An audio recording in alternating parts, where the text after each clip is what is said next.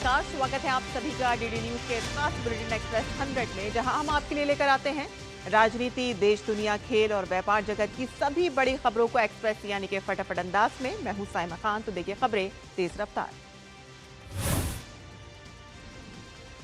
संसद के मॉनसून सत्र का तीसरा दिन भी विपक्ष के हंगामे के साथ शुरू हुआ। लोकसभा की कार्रवाई शुरू होते ही स्थगित करनी पड़ी। लगातार तीसरे दिन लोकसभा में प्रश्नकाल नहीं चल सका।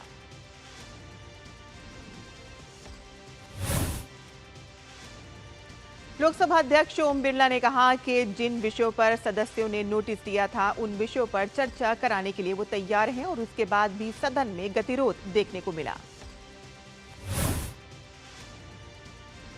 उच्च सदन में भी विपक्ष ने जमकर हंगामा किया और नारेबाजी की, और जिससे सदन की कार्यवाही में व्यवधान हुआ।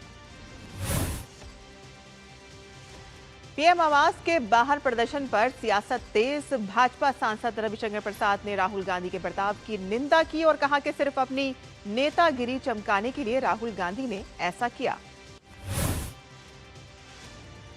केंद्रीय मंत्री गिरिराज सिंह ने राहुल के कल के रवैये पर जोरदार हमला बोला और कहा है कि राहुल गांधी ने संवैधानिक पद पर रहकर संविधान की गरिमा को तार-तार किया है और उन पर देशद्रोह का मुकदमा चलना चाहिए।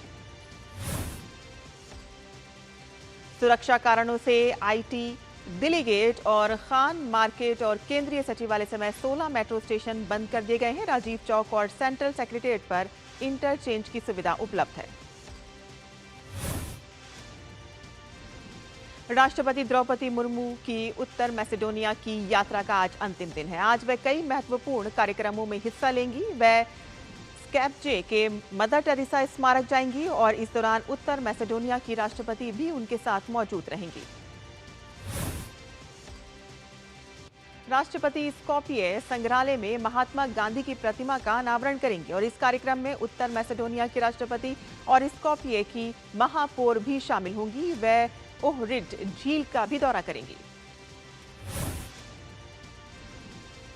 राष्ट्रपति ने इससे पहले राजधानी स्कॉपिये में संसद को संबोधित किया। राष्ट्रपति ने भारत और नॉर्थ मैसेडोनिया के बीच बढ़ते द्विपक्षीय संबंधों, साझा लोकतांत्रिक मूल्यों और आर्थिक सहयोग को और मजबूत करने पर जोर दिया। उन्होंने दोनों देशों के ऐतिहासिक संबंधों पर भी बात की और दशक के अंत तक द्विपक्षीय व्यापार को दोगुना करने के लक्ष्य तय करने का आह्वान किया।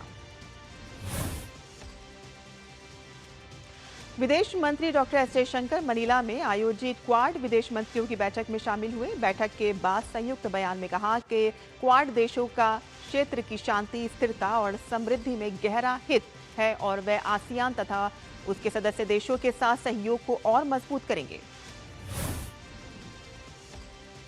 क्वाड बैठक में हिंद प्रशांत क्षेत्र की चुनौतियों और अवसरों पर विस्तार से चर्चा हुई और साथ ही ASEAN outlook on the Indo Pacific यानी कि AOIP को व्यवहारिक रूप से लागू करने के लिए सहयोग बढ़ाने पर सहमति बनी। विदेश मंत्री डॉक्टर एस जयशंकर ने क्वाड बैठक से इतर यूएस सेक्रेटरी मार्को रूबियो से भी मुलाकात की और इस दौरान द्विपक्षीय वैश्विक रणनीतिक साझेदारी से जुड़े मुद्दों पर बातचीत हुई और इस दौरान क्षेत्रीय, वैश्विक और बहुपक्षीय मुद्दों पर चर्चा हुई। विदेश मंत्री डॉक्टर एस जयशंकर ने मनीला में भारत के साथ आसियान पोस्ट मिनिस्ट्रियल कॉन्फ्रेंस 2026 में संबोधित किया। उन्होंने कहा कि ऊर्जा, खाद्य और स्वास्थ्य सुरक्षा अब मुख्य मुद्दे बन गए हैं। विदेश मंत्री ने कहा कि हम सब समुद्री व्यापार पर बहुत ज्यादा निर्भर हैं और इसीलिए इस मामले में अंतर्राष्ट्रीय कानून का पालन करना बहुत जरूरी है। डॉक्टर एस जयशंकर ने कहा कि भारत आसियान एजेंडे में व्यापार और निवेश, मोबिलिटी, टेक, डिजिटल और AI, ग्रीन और सस्टेनेबिलिटी, साथ ही कनेक्टिविटी शामिल है। सिर्फ गहरे सहयोग से ही जोखिम कम किया जा सकता है। विदेश मंत्री डॉक्टर एस जयशंकर आज फिलीपींस की राजधानी मनीला में चीन के विदेश मंत्री वांग यी के साथ प्रतिनिधिमंडल स्तर की महत्वपूर्ण बैठक की। बैठक में दोनों नेताओं ने भारत चीन संबंधों को सामान्य बनाने, सीमा क्षेत्र में शांति बनाए रखने और क्षेत्रीय व वैश्विक मुद्दों पर विस्तार से चर्चा की। उपराष्ट्रपति सीपी राधाकृष्णन तमिलनाडु के दौरे पर रहेंगे। वे कोयम्बटूर और तिरुप्पुर जाएंगे, जहां वो GKNM कॉलेज ऑफ नर्सिंग के उद्घाटन समारोह में मुख्य अतिथि के रूप में शामिल होंगे।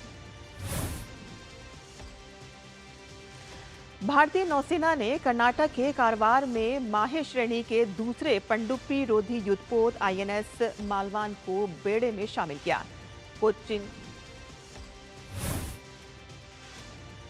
कोचिन शिपयार्ड लिमिटेड में निर्मित आईएनएस मालवन भारत के आत्मनिर्भर भारत अभियान की एक बड़ी उपलब्धि माना जा रहा है। कमिश्निंग समारोह में भारतीय वायुसेना प्रमुख air chief marshal Amanpreet Singh मुख्य अतिथि के रूप में मौजूद रहे। आईएनएस मालवन अब भारतीय नौसेना के बेड़े का हिस्सा बनकर उथले समुद्र में दुश्मन की पनडुब्बियों का पता लगाने और उनका मुकाबला करने की जिम्मेदारी निभाएगा। इस युद्धपोत में 80% से अधिक स्वदेशी सामग्री और प्रणालियों का इस्तेमाल किया गया है। यह भारत की आधुनिक युद्धपोत डिजाइन, निर्माण और एकीकरण क्षमता को भी दर्शाता है। भारत की ब्रिक्स अध्यक्षता के तहत चंडीगढ़ में ब्रिक्स स्वास्थ्य मंत्री स्तरीय बैठक शुरू हो गई है। बैठक में पारंपरिक चिकित्सा पद्धति और आयुष पर विशेष फोकस किया जा रहा है। 4 दिवसीय बैठक में ब्रिक्स देशों के स्वास्थ्य मंत्री, वरिष्ठ अधिकारी और विशेषज्ञ वैश्विक स्वास्थ्य चुनौतियों, डिजिटल हेल्थ और स्वास्थ्य क्षेत्र में एआई के इस्तेमाल जैसे अहम मुद्दों पर मंथन कर रहे हैं।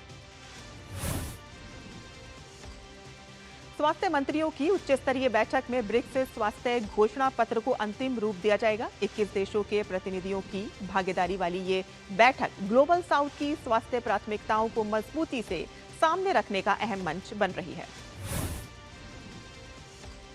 केंद्रीय स्वास्थ्य सचिव पुण्य सलीला श्रीवास्तव ने बताया है कि भारत की ब्रिक्स अध्यक्षता का आधार नवाचार, सहयोग और सतत विकास है। भारत ने स्वास्थ्य सहयोग के लिए डिजिटल स्वास्थ्य, अनुसंधान, नवाचार, क्षमता निर्माण सहित 9 प्राथमिक क्षेत्रों की पहचान की है।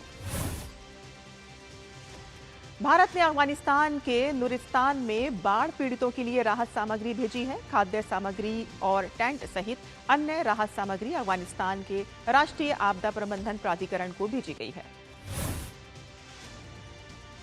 विदेश मंत्रालय ने सोशल मीडिया पोस्ट में कहा है कि भारत इस कठिन समय में अफगानिस्तान के संकटग्रस्त लोगों के साथ है। महाराष्ट्र की राजनीति में पिछले कुछ दिनों से उठ रही अटकलों के बीच आज संसद भवन में प्रधानमंत्री नरेंद्र मोदी से राष्ट्रवादी कांग्रेस पार्टी, शरद चंद्र पवार के प्रमुख शरद पवार और लोकसभा सांसद सुप्रिया सुले ने मुलाकात की। वाणिज्य सचिव ने कहा है कि समीक्षा अवधि के दौरान भारत ने रिकॉर्ड निर्यात हासिल किया है, डिजिटल परिवर्तन को गति दी है, नवाचार को मजबूत किया है और कारोबार सुगमता में महत्वपूर्ण सुधार किए हैं। सिक्किम के नामची में रेस्क्यू ऑपरेशन अभी भी जारी है। NDRF, SDRF, Sikkim police, coal mining experts की टीम फायर और इमरजेंसी सर्विसेज ऑपरेशन कर रही है। नामची में एनएचपीसी टनल गिरने की घटना में अब तक 12 लाशें बरामद हुई हैं और करीब 13 लोगों के अभी भी फंसे होने की आशंका है। राज्यपाल ओम प्रकाश माथुर और मुख्यमंत्री प्रेम सिंह तमांग ने दुर्घटना वाली जगह का दौरा किया और घटना के कारणों का पता लगाने के लिए एक उच्च स्तरीय जांच बिठाने की घोषणा की। असम में बाढ़ से हालात और बिगड़ते जा रहे हैं और अब तक राज्य में 31 लोगों की मौत हो चुकी है और 16 जिलों में लगभग 5.5 लाख लोग बाढ़ से प्रभावित हैं। सबसे ज्यादा असर शिवसागर जिले में देखा जा रहा है, जहां पिछले 24 घंटे में 13 लोगों की मौत हुई है और इसके अलावा गोलाघाट, कामरूप, होजाई, डिब्रूगढ़, विश्वनाथ, धेमाजी, सोनितपुर, नगांव जिला भी बाढ़ से प्रभावित है। एनडीआरएफ, एसडीआरएफ और फायर सर्विस की टीमों ने मोर्चा संभाल रखा है। करीब 71 राहत शिविर संचालित किए जा रहे हैं, जिसमें 12,284 विस्थापित लोगों को ठहराया गया है। असम राज्य में दिखो, दिसांग, ब्रह्मपुत्र, बूढ़ी डिहंग और धनसिरी नदियां खतरे के निशान से ऊपर बह रही हैं और कई जगहों पर रेलवे ट्रैक के पानी से भर जाने से कारण रेलवे सेवा प्रभावित हुई है और कई ट्रेनें रद्द की जा चुकी हैं, तो कई ट्रेनों का रूट भी डाइवर्ट किया गया है।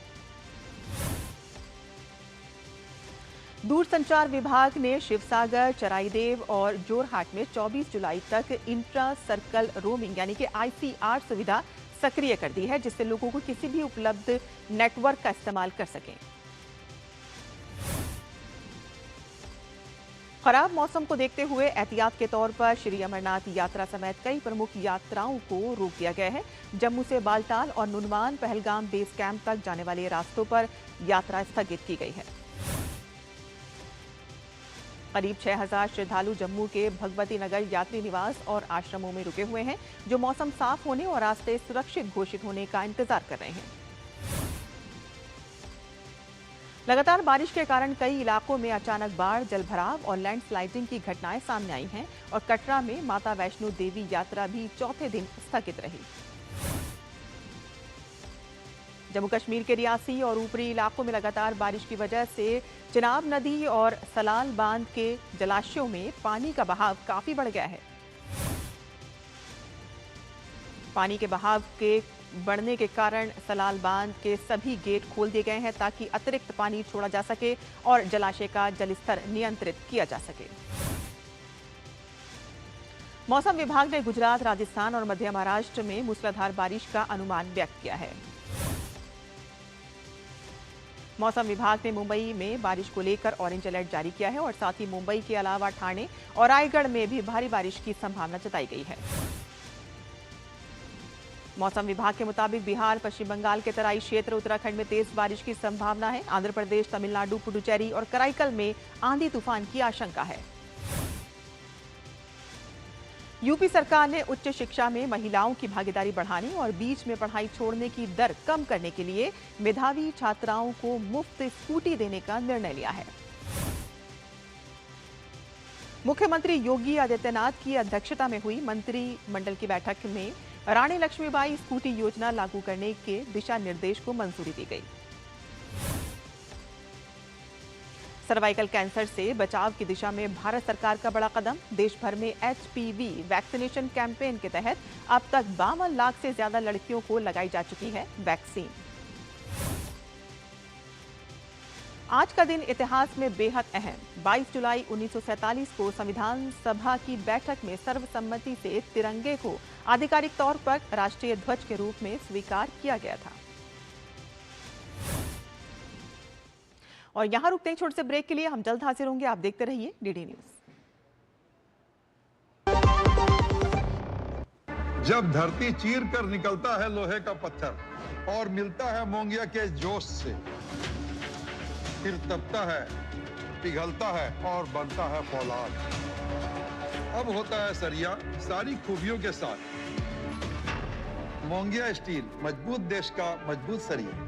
भारत की सबसे बड़ी gold loan NBFC Muthoot finance से गोल्ड लोन लीजिए और फिर देखिए सोना क्या नहीं कर सकता। कॉल कीजिए 1-800-313-1212।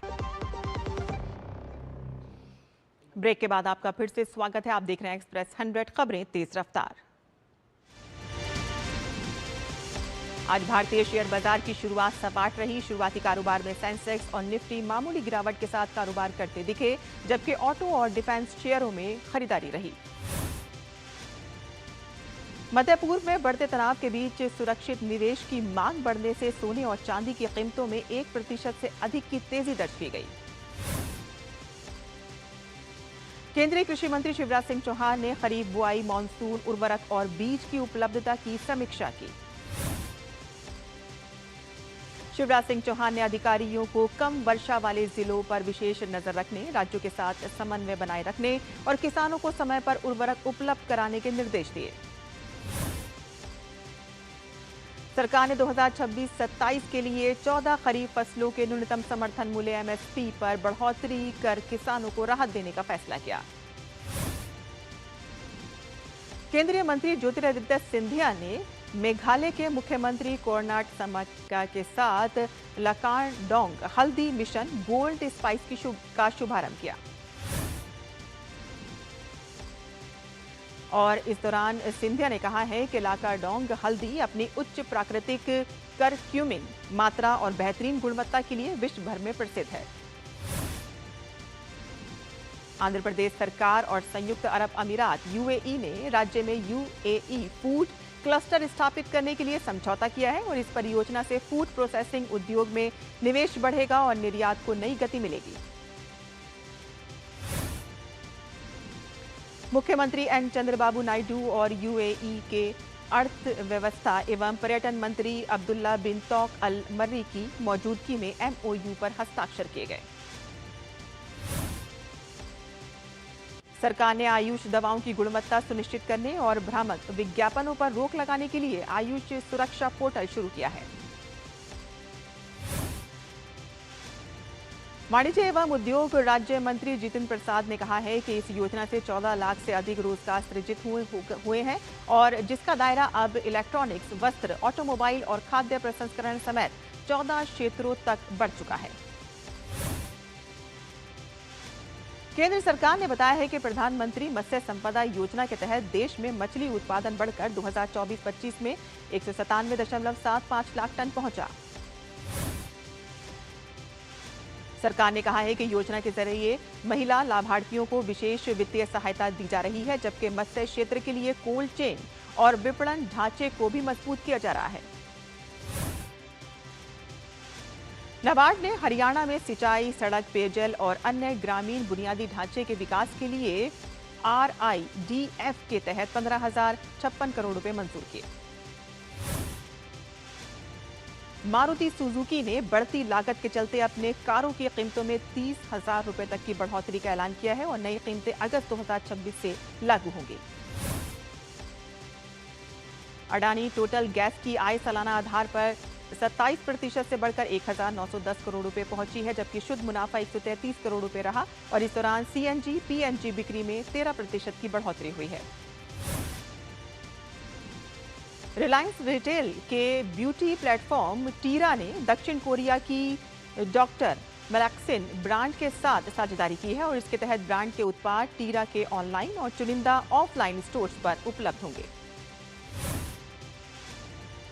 यूक्रेन ने ड्रोन हमला कर रूस के नोविनोमिस्क और कार्नोडार में वाइल्ड बैरियज के लॉजिस्टिक वेयरहाउस को बनाया निशाना। हमलों के बाद वेयरहाउस में लगी भीषण आग, जिससे कई लोग हुए घायल।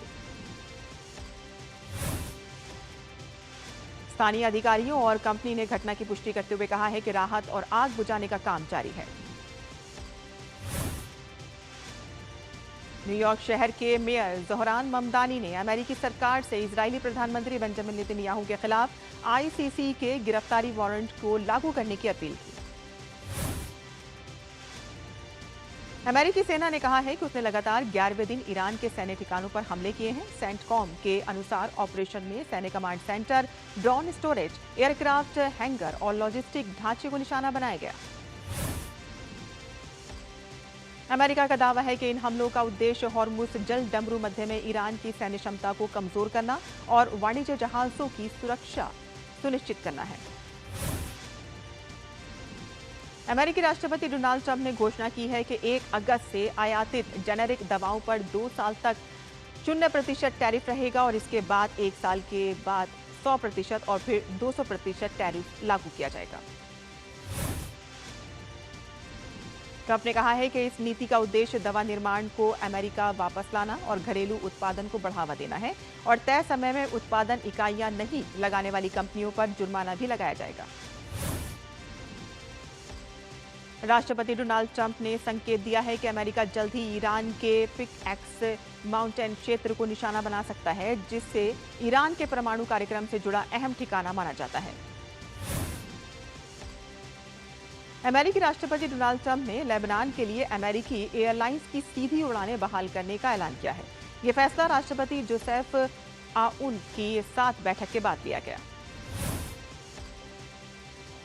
अमेरिकी सेनेट में सुनवाई के दौरान यूक्रेन को मिलने वाली फंडिंग पर चर्चा हुई। जनरल डैन कैन ने कहा है कि यूक्रेन ने अपनी सैन्य क्षमता में उल्लेखनीय सुधार किया है। अमेरिकी रक्षा मंत्री पीट हेग्सेथ ने चेतावनी दी है कि अतिरिक्त फंड नहीं मिलने पर सेना के प्रशिक्षण अभ्यास में कटौती करनी पड़ सकती है। पेंटागन ने सैन्य तैयारियों और आधुनिकीकरण के लिए कांग्रेस के 87.6 अरब डॉलर की अतिरिक्त फंडिंग की मांगी है, जिसमें सैन्य तैयारी, कर्मियों की जरूरतों और हथियारों की खरीद के लिए धन शामिल है। यूएन महासचिव एंटोनियो गुटेरेस इस सप्ताह सीरिया का दौरा कर राष्ट्रपति अहमद अल शरा से करेंगे मुलाकात। संयुक्त राष्ट्र ने कहा है कि सुरक्षा और आर्थिक चुनौतियों के बावजूद सीरिया के भविष्य को लेकर उम्मीद कायम है। चिली के कोकिम्बो क्षेत्र में आई भीषण बाढ़ से भारी तबाही हुई है। हादसे में 10 लोगों की मौत हुई है और 100 से ज्यादा लोग प्रभावित हुए हैं और साथ ही साथ 3000 से अधिक घर क्षतिग्रस्त हुए हैं। चिली सरकार ने कोकिम्बो और हुआस्को प्रांत में इमरजेंसी घोषित कर राहत और बचाव अभियान तेज कर दिया है। दक्षिणी फ्रांस के वार इलाके में भीषण जंगल की आग से 1700 हेक्टेयर क्षेत्र जलकर राख हो गया है और अब आग कोरेंस और कोटिंगडंक और मॉन्टफोर्ट कस्बों की ओर बढ़ रही है। आग बुझाने के लिए 800 दमकल कर्मियों को तैनात किया गया है, जबकि सैकड़ों लोगों को सुरक्षित स्थानों पर पहुंचाया गया है और कई सड़कें बंद कर दी गई हैं। वहीं फ्रांस के बोर्डे मैरिग्नाक एयरपोर्ट के पास लगी भीषण आग बुझाने के दौरान 2 दमकल कर्मियों की हुई मौत। प्रशासन आग पर काबू पाने में जुटा हुआ है। अर्जेंटीना के मेंडोजा में भारी बर्फबारी के चलते 50 लोगों की सुरक्षित निकाला गया। खराब मौसम के कारण राहत और बचाव अभियान जारी है। मौसम विभाग ने 2 अगस्त तक खराब मौसम बने रहने की चेतावनी दी है। चाइना ओपन बैडमिंटन टूर्नामेंट के पहले दौर में भारत के आयुष शेट्टी ने इंडोनेशिया के अलवी फरहान को हराया। पूर्व जूनियर विश्व चैंपियन हैं फरहान।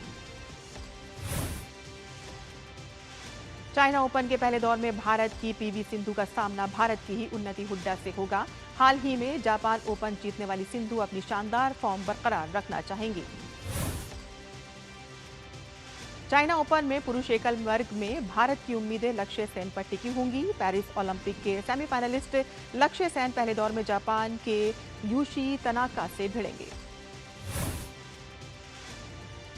चाइना ओपन में भारत के एचएस प्रणॉय का अभियान पहले दौर में ही समाप्त हो गया। प्रणॉय को मलेशिया के लियोन जून हाओ ने हराया। भारत ने अगले महीने होने वाले FIH पुरुष हॉकी विश्व कप के लिए 20 सदस्यीय टीम की घोषणा की है। हरमनप्रीत सिंह होंगे टीम के कप्तान। भारतीय फेंसिंग टीम हांगकांग के लिए रवाना। सीनियर वर्ल्ड फेंसिंग चैंपियनशिप में लेगी हिस्सा। ग्रैंड मास्टर M प्रणेश ने विश्व चैंपियन D गुगेश को लगातार दूसरी बार दी शिकस्त। चेन्नई ग्रैंड मास्टर शतरंज टूर्नामेंट के 6ठे दौर में किया उलटफेर। भारत श्रीलंका यूथ टेस्ट का आज तीसरा दिन। दूसरे दिन का खेल खत्म होने तक श्रीलंका ने पहली पारी में 8 विकेट के नुकसान पर 122 रन बनाए। भारत के अंडर 19 टीम ने अपनी पहली पारी में 411 रन बनाए थे। भारत की ओर से कुशरान ओझा और मनाल चौहान ने शतकीय पारी खेली। हशमतुल्लाह शहीदी ने अफगानिस्तान के वनडे कप्तान के पद से इस्तीफा दे दिया है। शाहिदी ने 55 वनडे में अफगानिस्तान की कप्तानी की। वेस्टइंडीज ने वनडे सीरीज के 5वें मैच में न्यूजीलैंड को 2 विकेटों से मात दी। न्यूजीलैंड ने सीरीज में 3-2 से अपने नाम की। न्यूजीलैंड ने पहले बल्लेबाजी करते हुए 9 विकेट पर 268 रन बनाए और विल यंग, निक कैली और टॉम लैथम ने अर्धशतक लगाए।